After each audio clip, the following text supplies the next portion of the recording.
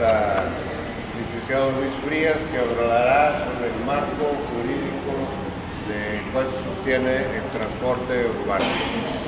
Adelante, Luis.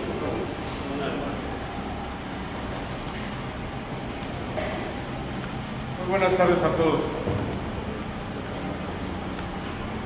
Hablar del transporte público tiene muchas aristas y voy a tocar rápidamente algunos temas partiendo de lo que sería el marco jurídico del transporte. Hay marcos jurídicos para cada actividad y estos tienen una manera de clasificarse en donde partimos de la Constitución como si esta fuera una pirámide y la Constitución estuviera en la cúspide y luego va descendiendo esa en reglamentos, leyes, acuerdos, etcétera, es decir, en normatividad secundaria. ¿Por qué es importante conocer esto? Bueno, pues porque de acuerdo a la Constitución del Estado, las autoridades solamente pueden hacer lo que la ley expresamente les dice. Mientras nosotros como particulares podemos hacer cualquier actividad que no esté prohibida en la ley, al contrario, las autoridades solamente pueden hacer lo que expresamente la ley determina. Entonces, por eso decimos, partimos de lo que es la importancia de los marcos jurídicos. Le vamos a dar, la anterior, por favor. Le vamos a dar una breve repasada entonces a qué leyes en el marco jurídico comprenden esto. Veremos un poquito lo que es el transporte y la administración pública y, sin más, insisto, adelante un poquito de las cuestiones de problemas de competencias que hay. Y esto es lo que les decía, el artículo 27 que habla que de la ley emana la autoridad de los que gobiernan, es decir, la autoridad solamente puede ser expresamente lo que le dice la ley. El doctor Silo nos explicaba hace unos instantes que hay una aplicación inexacta de lo que establece la legislación, tanto la ley como el reglamento, y ahí hay cuestionable tema de ilegalidad. Adelante. Entonces tenemos la Constitución, más adelante vamos a ver qué nos dice, y básicamente la Ley de Transporte y Movilidad, y como ustedes saben, la Ley de la Agencia para la Racionalización y Modernización del Transporte. Esto sería un marco jurídico así muy básico y se complementaría adelante con el reglamento de la Ley de Transporte. Lo que quiero aquí resaltar, porque habría otras disposiciones, como por ejemplo las que están en materia de cuestión ambiental, las que están en cuestión de vialidad, que es por donde obviamente transita el transporte, o las de protección del medio ambiente o las de seguridad. Esas no las vamos a tratar en esta ocasión. Hoy solamente vamos a mencionar que el transporte tiene una naturaleza de servicio público, no de servicio al público. El servicio público es una actividad que usualmente está reservada al Estado. El Estado solamente puede brindar ese servicio, ya sea por sí mismo o a través de concesiones o autorizaciones a los particulares. Adelante. Entonces, repetimos, al gobernador, de acuerdo a la Constitución, le corresponde prestar el servicio público del transporte, exceptuando el que se dé en las vías federales. Pero ¿por qué no en las municipales? Si el 115 constitucional dice que las calles son una competencia de municipios. Entonces empieza a darse, si ustedes se fijan, una justaposición, un empalme de competencias legales, porque ya muchas normas empiezan a tratar lo que es el tema del transporte. desde distintas ópticas, pero digamos que de alguna manera es consustancial tanto la cuestión de las vías federales como las vías estatales o municipales. Aquí lo vemos, por ejemplo, en esta cuestión que hicieron del par vial, con lo que antes era Constitución, y de repente la federación está haciendo obras, el municipio hace obras o el Estado. Entonces hay un empalme en donde tenemos que recalcar que es una sola actividad que se llama servicio público. Los servicios públicos, que no los servicios al público, tienen varias características y casi todos los autores de derecho administrativo coinciden en que deben de ser generales, es decir, que se deben de prestar a cubrir una necesidad general. Por ejemplo, el agua y drenaje es un servicio que todos requerimos y que debe ser prestado en condiciones de igualdad.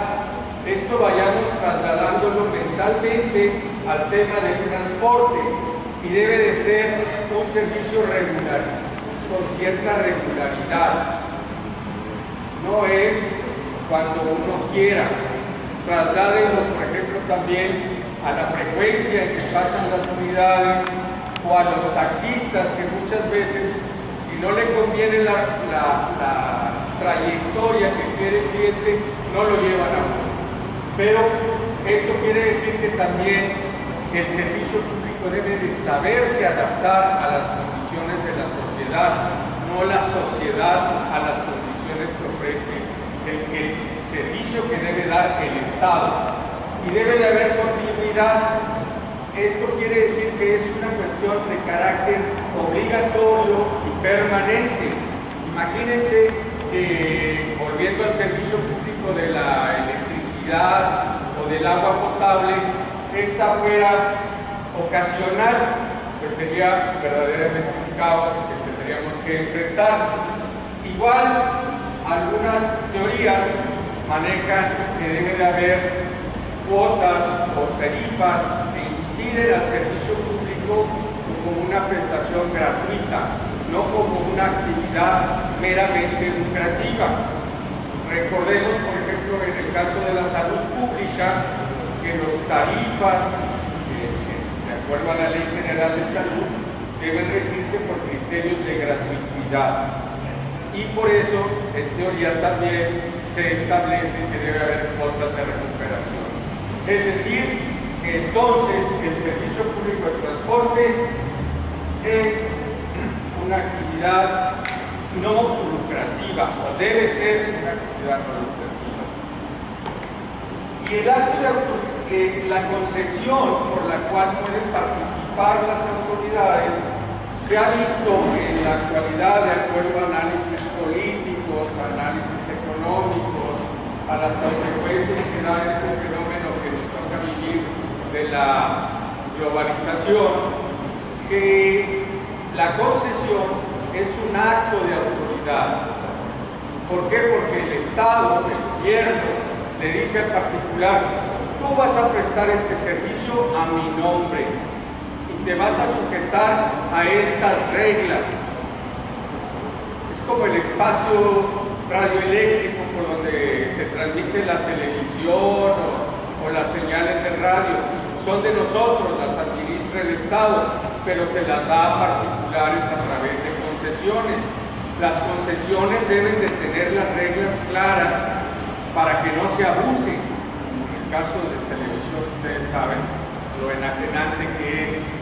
Entonces, desafortunadamente, este acto de autoridad que debe de implicar una concesión se ha venido transformando hacia una especie de eje, como si fuera un abanico, por un lado muy fuerte, muy cerrado como acto de autoridad, y por otro lado como si la concesión fuera un convenio, un acto, le puse ahí, consensual, es decir, como que se negocia entre las partes y ya se pierde la naturaleza pública del acto de concesión, en donde el Estado, como representante de todos, está por encima, es decir, hay una relación de supra-subordinación con el particular que va a prestar el servicio.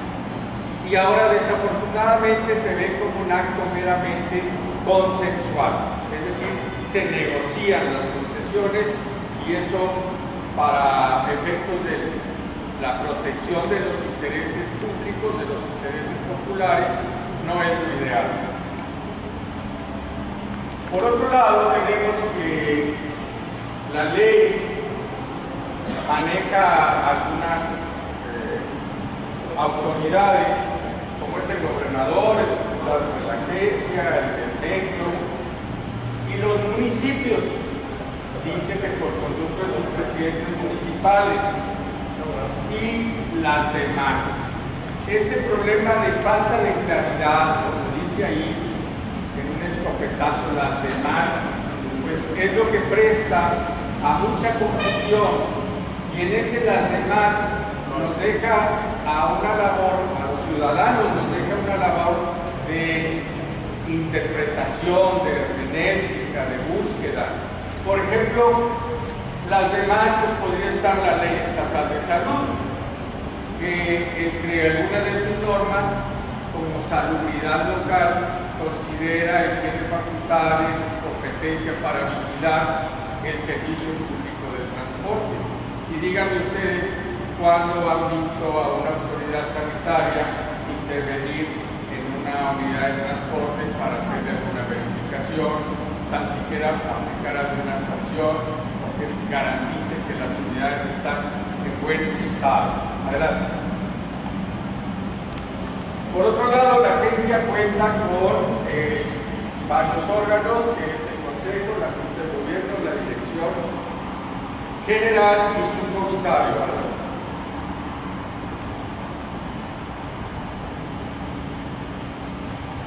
Aquí es donde empieza a complicarse, porque la Constitución Federal, como les decía hace rato, la norma que está por encima, por eso le llaman la Carta Magna, dice que los municipios tienen bajo su competencia una serie de servicios públicos en donde se encuentran las calles, las vialidades. Muchas gracias. Y esta competencia en materia de vialidades, repito, es por donde circula el transporte urbano. Entonces hay dos dependencias sobre la misma cuestión. Más aparte el municipio tiene el tránsito, más aparte hay cuestiones, como dijimos hace un rato, de desarrollo urbano, de salud, de seguridad, de prevención al combate del ambiente. Adelante. Y la ley, en términos así generales, no clarifica la distinción de competencia en donde hasta dónde debe entrar un orden de gobierno, como sería el municipio o el Estado. Entonces, al municipio le queda poco o mucho, pero sí lo que expresamente les dice es que pueden intervenir en la formulación de los planes de transporte. Adelante. Este merequetengue que ven ahí de letras quedará posteriormente para la consulta. Solamente quiero decir que a lo largo de la historia del país y en esto de la defensa de los derechos constitucionales, además de la ley de amparo, hay maneras de defenderse entre órdenes de gobierno, y una de esas fórmulas es la controversia constitucional. Y la Corte recientemente, a través de dos contradicciones de tesis, ha tratado de distinguir conceptos como es la competencia del tránsito y la competencia del transporte. Pero creo que estas fórmulas aún siguen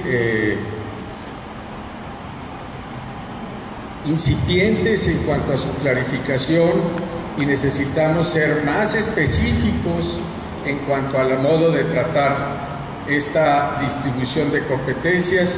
Aquí está otra tesis que es jurisprudencia y que dice que el transporte público de pasajeros, aunque el titular de la competencia sobre la materia es el Estado, el municipio debe gozar de una participación efectiva en la formulación y aplicación de los planes relativos a lo concerniente en su ámbito territorial. Pues sí, pero particularmente en la ley que tenemos, repito, solamente se dice que tienen derecho a intervenir, pero no clarifica la competencia, y esto se agrava si tomamos en cuenta que vivimos en una zona conurbada y que tampoco la legislación actual es clara o extensiva hacia el resto de los municipios no metropolitanos. Pareciera que tenemos, en lugar de una ley estatal, una ley con una visión estrictamente metropolitana del transporte. Adelante. Bien, aquí está la cuestión de la competencia que les decía que tiene la Secretaría de Salud y que, entre otras materias y otras dependencias y otras legislaciones, pues se ha convertido prácticamente en letra muerta, y que resalta una vez más la necesidad de que veamos nuestro marco jurídico del transporte y lo tengamos bien presente en nuestras intervenciones. Adelante. Por otro lado, como decía la señorita Rocío en cuanto a su participación y tocate al tema de la intervención de la ciudadanía en este fenómeno del transporte, pues debemos de ver cómo se encuentra la materia dentro del grueso de la administración pública. El gobierno del Estado ha optado por manejar el transporte no de una manera centralizada, salvo competencia muy genérica que le ha dado a la agencia esta para garantizar el desarrollo sustentable, pero la operación, la vigilancia lo ha dejado al sector paraestatal o descentralizado, y en la misma ley está contemplado el Consejo Estatal de Transporte, pero si ustedes se fijan, algo que hay que analizar mucho cuando veamos textos legales son los verbos. Es el Consejo Estatal de Transporte, dice el artículo 8º, un órgano de participación ciudadana, bien, con características de ser técnico, especializado, y ahí viene lo malo, de carácter consultivo. No es una entidad ejecutiva, es de carácter consultiva, y como decía ahorita, es un órgano descentralizado, tiene su autonomía técnica, presupuestal, personalidad y patrimonio propio, y no tiene carácter de autoridad, y sus integrantes ocuparán cargos honoríficos. Entonces, los ciudadanos debemos de estar ahí, integrados, representados, y darle fuerza a esta entidad, porque es la que tiene como principal vocación la participación ciudadana.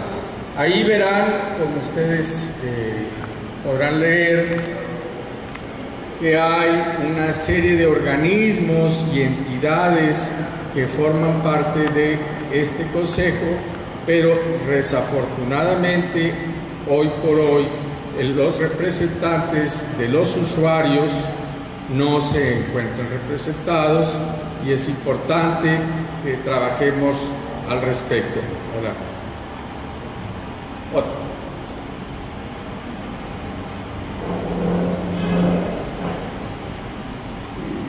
Ahí.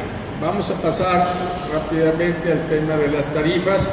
No voy a abundar mucho en él porque ya tuvimos una muy rica intervención de parte del señor doctor Silos, pero solamente quiero decir que el sistema de transporte o el servicio estatal tiene esta clasificación, básicamente lo que nos decían, el tradicional y el integrado, el metropolitano, más el de carga.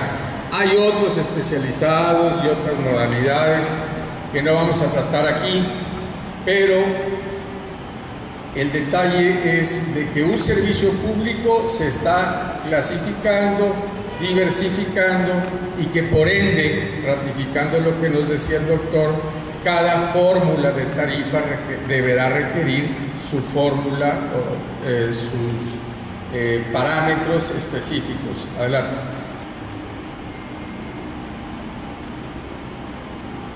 Aparte de las tarifas que decíamos hace un rato como característica de los servicios públicos que deben de regirse por sistemas de gratuidad o por criterios de gratuidad, también existen otros criterios o aspectos extraeconómicos. Esto tiene que ver hasta con la historia y vendría allá desde la ley del 85 o de los 80 en materia de transporte, se reflejó en el mismo tema en el 2000, y no es otra cosa más que el aspecto político. Obviamente a la sociedad no nos gusta que nos incrementen los costos de los servicios, pero esto es prácticamente inevitable, y bueno, que los incrementos sean justos es lo que podríamos aspirar como ciudadanía.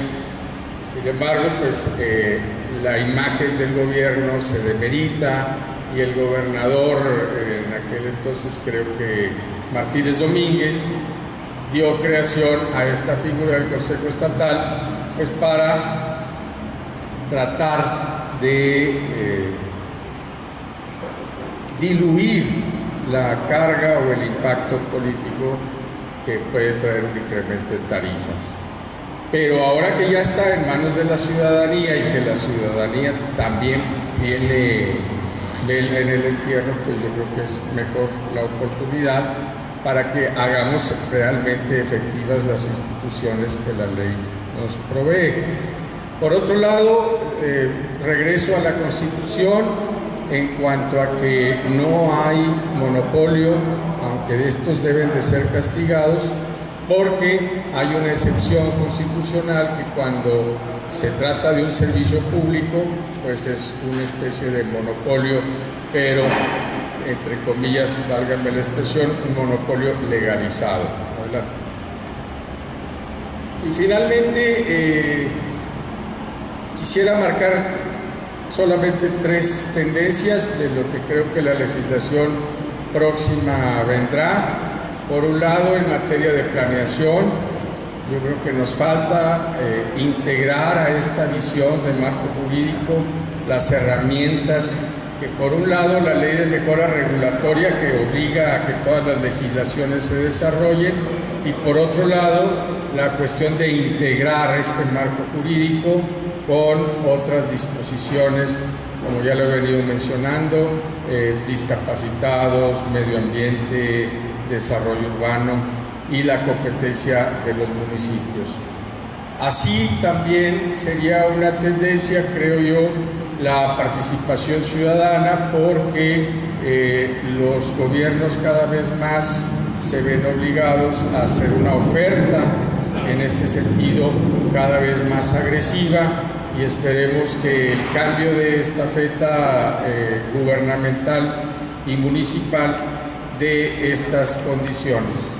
Y aunque no traté mucho el tema de los taxis, sí debo de decir que también recientemente es octubre de este año, hubo una resolución en la Suprema Corte en donde, a través de una contradicción de tesis, se habla de las características de las concesiones o permisos de taxis, y que éstas no pueden ser enajenables o rentables. Es decir, que se están generando los criterios legales para que el dueño del taxi sea el hombre volante, como antes se decía, el dueño de su propio medio de producción, y no como hoy lo es, que representa una vil explotación de un trabajo que ni siquiera es bien remunerado ni con las garantías que la ley laboral exige, como sería pues todo lo inherente a la seguridad social, y representa un verdadero abuso. Entonces esperemos que esta cuestión de los autos de alquiler también se vaya deslindando en favor de esta clase trabajadora, y que esto también redunde en un mejor servicio de transporte urbano. Muchas gracias por su atención y estoy a sus órdenes.